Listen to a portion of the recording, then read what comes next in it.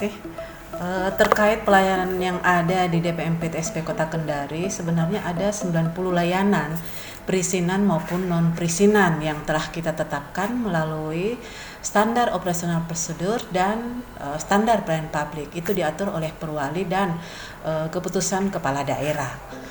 90 layanan tersebut kita lakukan pelayanan melalui aplikasi, yaitu aplikasi OSS dan aplikasi Si Cantik Cloud yang merupakan aplikasi secara umum dari Kementerian Kominfo.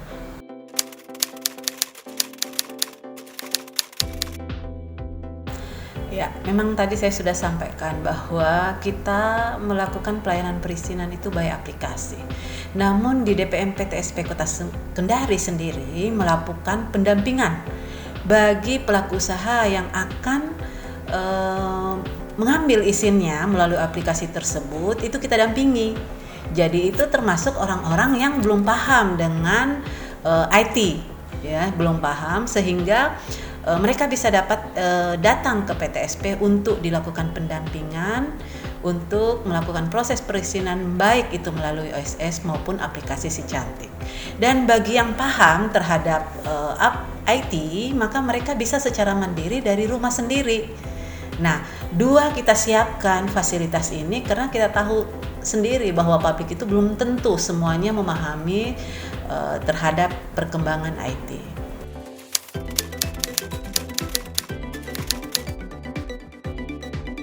Jadi PTSP dalam rangka penyelenggaraan perizinan, kita bukan hanya melakukan pelayanan ataupun fasilitasi di kantor. Kami juga melakukan pelayanan penjemput ke tempat masing-masing. Kita punya program mobil dilan. Mobil dilan ini bisa berstandby di satu tempat, di mana di situ banyak pelaku-pelaku usaha yang mungkin akan melakukan perizinan. Itu yang pertama. Kemudian yang kedua, kita selalu melakukan sosialisasi terhadap penggunaan aplikasi tersebut, sehingga makin lama pemahaman publik terhadap perizinan melalui aplikasi tersebut makin tinggi. Namun itu yang saya sampaikan dari awal, kami tetap melakukan fasilitasi pendampingan terhadap pelaku usaha yang akan melakukan perizinan itu melalui aplikasi di Dinas PTSP sendiri.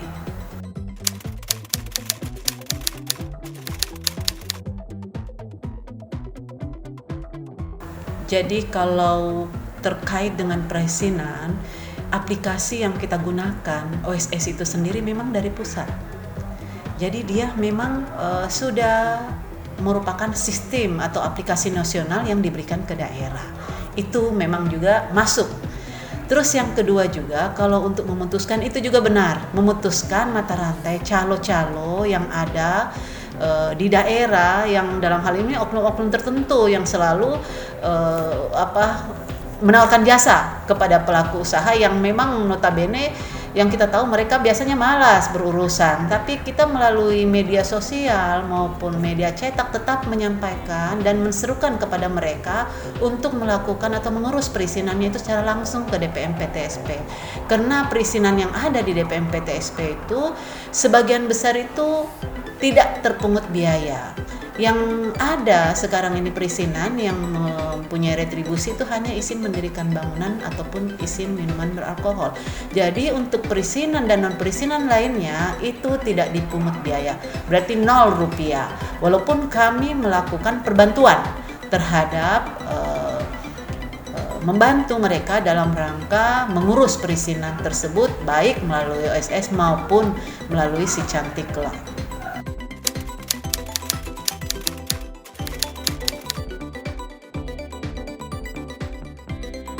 Ya, jadi aplikasi yang dimiliki oleh OSS itu bisa dilakukan pengulangan data apabila pada saat penginputan terjadi trouble atau down tiba-tiba jaringan ataupun miss daripada aplikasi, itu bisa dilakukan penginputan ulang. Dan kami pun di sini melalui Si Cantik, apabila terjadi down aplikasi tersebut dari pusat, kami bisa menerima secara manual, dan untuk kami tindak lanjuti berikutnya apabila aplikasi tersebut kembali normal atau baik, kami akan menginput membantu mereka melakukan penginputan dan kemudian akan kami informasikan kepada pemohon tersebut.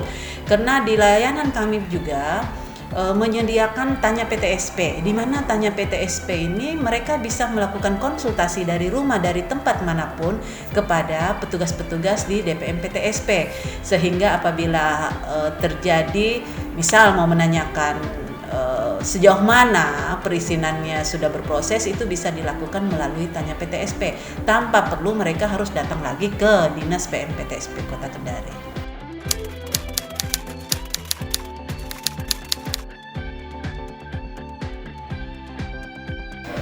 Jadi itu adalah tadi yang saya bahas tentang OSS, dan Si Cantik itu adalah aplikasi utama yang dipunyai oleh DPM PTSP yang merupakan pemberian dari pusat.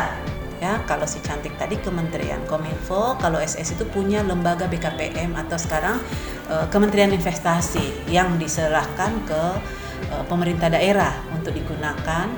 Adapun aplikasi pendukung lainnya, kami memiliki yang namanya aplikasi Siapik. Ya, Siapik, aplikasi ini untuk mengarsipkan dokumen-dokumen perizinan maupun dokumen kepegawaian di DPM PTSP. Kenapa ini muncul? Sebelum-sebelumnya aplikasi ataupun dokumen yang dimiliki itu kan disimpan secara manual. Tapi dengan adanya aplikasi Siapik ini, dokumen perizinan beserta pendukung lainnya itu kita scan dan kita masukkan ke dalam aplikasi. Ini mitigasi daripada risiko apabila terjadi sesuatu di DPM PTSP, terjadi kebakaran yang tidak kita minta-minta, ini sudah tersimpan dalam aplikasi Siapik tersebut. Selain aplikasi Siapik sebagai pendukung daripada aplikasi perizinan OSS dan Si Cantik, kami juga mempunyai aplikasi antrian. Itu sudah menggunakan aplikasi, jadi tidak manual lagi. Nah, itu yang kita miliki sebagai pendukung daripada pelayanan perizinan by OSS maupun by Si Cantik lah.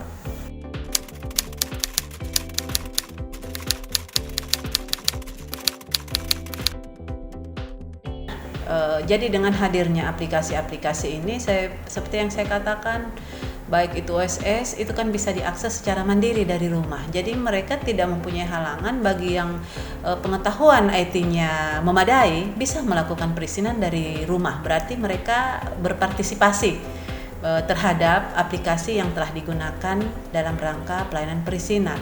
Kemudian juga dengan adanya Tanya PTSP. Kemarin Tanya PTSP ini kita bangun pada saat masa pandemi. Karena adanya pembatasan-pembatasan daripada petugas-petugas, harus ada bekerja dari rumah maupun ada yang harus bekerja dari kantor.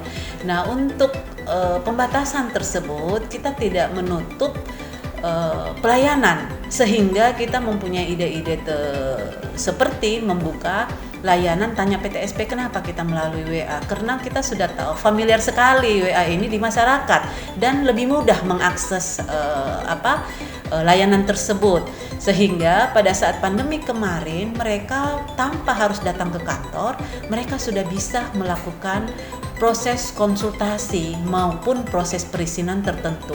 Tapi memang tidak semua layanan perizinan kami bisa melalui Tanya PTSP karena ada pembuktian khusus yang yang menjadi persyaratan itu harus dibawa ke kantor.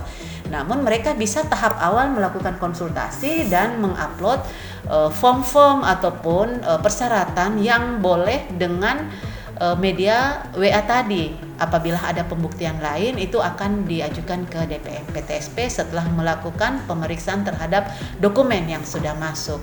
Jadi saya bisa mengatakan partisipasi masyarakat dengan adanya aplikasi tersebut sangat tinggi.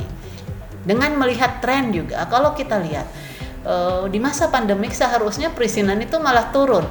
Namun hasil evaluasi kami ternyata tidak, itu makin tinggi. Jadi perizinan dari 2019 ke 2020 kemarin itu bukannya makin turun, tapi memang makin tinggi. Itu evaluasi kami terhadap jumlah perizinan yang telah kita keluarkan.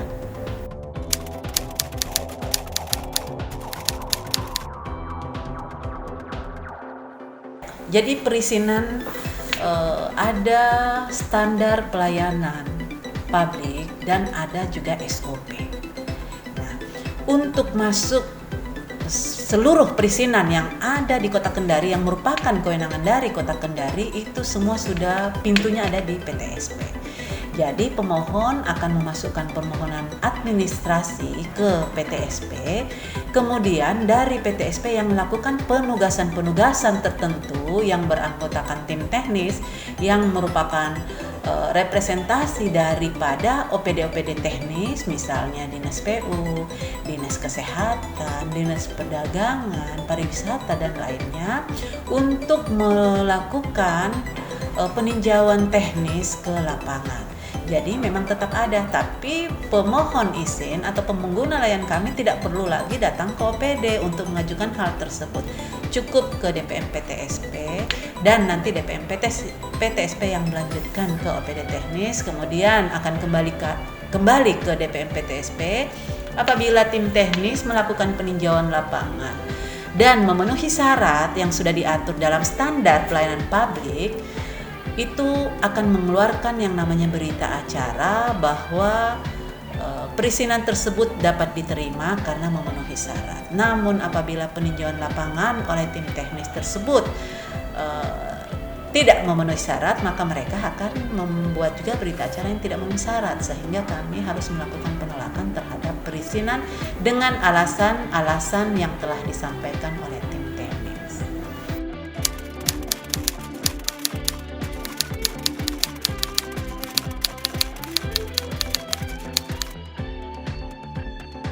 Insya Allah ke depan pemerintah Kota Kendari sudah berkomitmen akan melaksanakan atau menyelenggarakan yang namanya mall pelayanan publik. Mall pelayanan publik yang dilaksanakan oleh pemerintah Kota Kendari yaitu menyatukan beberapa instansi, kementerian ataupun lembaga untuk bersatu dalam satu mall pelayanan publik, di mana tujuan sebenarnya dalam mall pelayanan publik itu agar pemohon-pemohon izin bisa melakukan perizinannya terintegrasi dan pelayanan bisa cepat, mudah terjangkau, aman dan nyaman. Terintegrasi maksudnya di sini seluruh perizinan kita mengidentifikasi kemarin. Dan untuk tahap awal pembukaan insya Allah di 2020 mall pelayanan publik itu kita telah melakukan koordinasi dan konsultasi kepada kelembagaan ataupun kementerian maupun instansi itu sebanyak 25 agar mereka bisa bergabung ke dalam mall pelayanan publik. Harapan kami dengan terbentuknya mall pelayanan publik ini, pelayanan kepada publik itu lebih cepat, terjangkau, aman, mudah dan nyaman. Sebenarnya ini juga yang merupakan harapan daripada masyarakat dalam rangka penyelenggaraan perizinan. Dan untuk kedepannya yang sudah kami lakukan tahap di dalam pembentukan mall pelayanan publik ini, selain koordinasi dari 25 lembaga, kementerian dan instansi, mereka juga sudah menayangkan persetujuannya untuk bergabung di mall pelayanan publik yang akan dibentuk oleh Kota Kendari. Dan tahap kemarin yang telah kita lakukan juga adalah forum konsultasi publik, di mana kita akan menyerap aspirasi-aspirasi pelaku usaha masyarakat, karena di forum konsultasi publik tersebut hadir unsur-unsur dari LSM, dari akademisi, dari Ombudsman RI, kementerian lembaga yang akan bergabung, dari asosiasi, dan aspirasi mereka kita buat dalam berita acara kemarin dalam forum konsultasi publik untuk dimasukkan sebagai saran-saran dalam pembentukan mall pelayanan publik. Dan kemarin pada forum konsultasi publik, saran dari masyarakat itu salah satunya mengintegrasikan dalam mall pelayanan publik itu adalah pengurusan sertifikat halal. Dan di forum konsultasi publik juga, Ombudsman juga menawarkan diri untuk bisa masuk ke dalam MPP. Alhamdulillah, semoga saja ini bisa berjalan lancar dan cita-cita atau Pak Wali Kota sangat mengharapkan ini sudah bisa terlaksana di 2022 mendatang. Harapan kami di Dinas PMPTSP dengan makin mudahnya perizinan insya Allah ke depan, karena dengan terbitnya, kita sudah tahu terbitnya Undang-Undang Cipta Kerja di 2020 kemarin beserta regulasi-regulasi turunannya, itu akan mempermudah daripada proses perizinan karena kita kenal dengan OSS RBA. Harapan kedepannya dengan OSS RBA ini kami mengharapkan dari pelaku usaha bisa melakukan perizinannya lebih mudah lagi dan semua pelaku usaha bisa memiliki legal formal daripada usaha-usaha tersebut. Itu harapan kami ke depan.